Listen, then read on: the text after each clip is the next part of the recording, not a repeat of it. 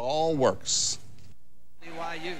Mention State College, Pennsylvania to most people, and they automatically think of Penn State University and championship football teams. What they may not know is that State College is also home to a championship team of meteorologists.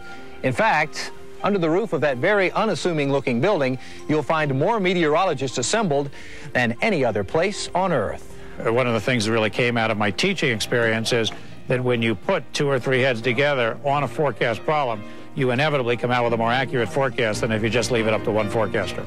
In between meetings and map discussions, I had a chance to sit down with Dr. Joel Myers, a man who taught weather forecasting at Penn State and founded AccuWeather here in State College more than 30 years ago. Well, the original idea was a dream I had when I was growing up in Philadelphia.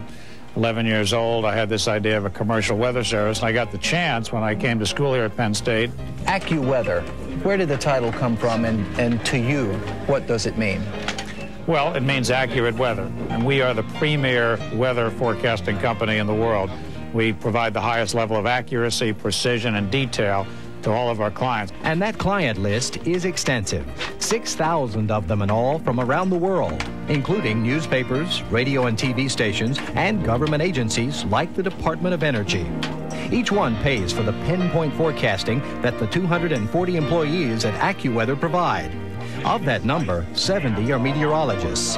The most familiar one to Pittsburgh radio listeners is undoubtedly expert senior forecaster Elliot Abrams, who is as famous for his bad puns as he is for his accurate forecasts. People have to catch the drift of what we're saying so that we don't snow them. Things have to crystallize.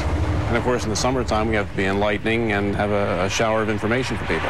As senior vice president and one of AccuWeather's original employees, Abrams is allowed a few lighter moments. But when the weather turns worse, things get serious in the forecast center.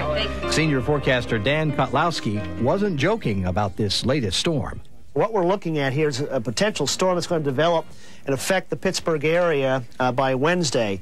And right now, of course, we're looking at computer information. These are very intricate computer models which tell us specifically where certain parts of the storm are heading. What kind of tools do the forecasters here at AccuWeather have to work with that aren't available maybe to other meteorologists?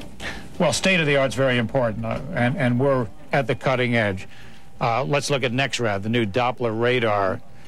We have it instantaneously as it's available, so we've got an advantage over most meteorologists around the country. Even the National Weather Service offices can only look at the radar at their site or maybe one other, where we can look at 147 radar scopes around the country. Is Pittsburgh a more difficult market to forecast for than some of the others on your client list, and if so, why?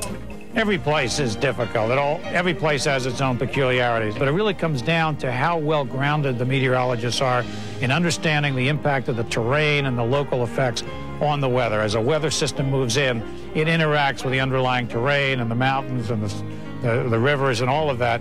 And if you really understand the physical reasons for how that all comes about, you're going to be a better forecaster.